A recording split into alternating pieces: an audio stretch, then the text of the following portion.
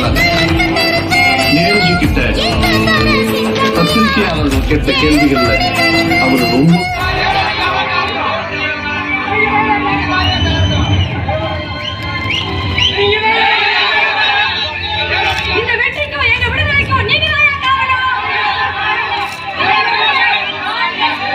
மன தைரியத்தோட தீர்க்கமான சிந்தனையோட முடிவை நோக்கி தீவிரமா போராடுனா எதுலையுமே வெற்றி தான்.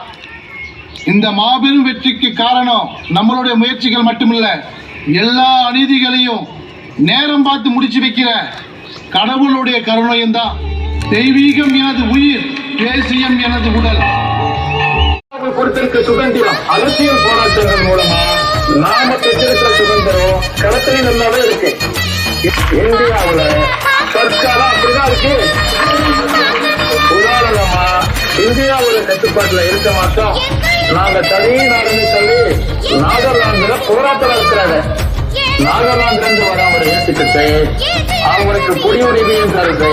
நீங்க ஒரு அரசு தப்பு இல்லை. இதே நிலைமைதான் இலங்கை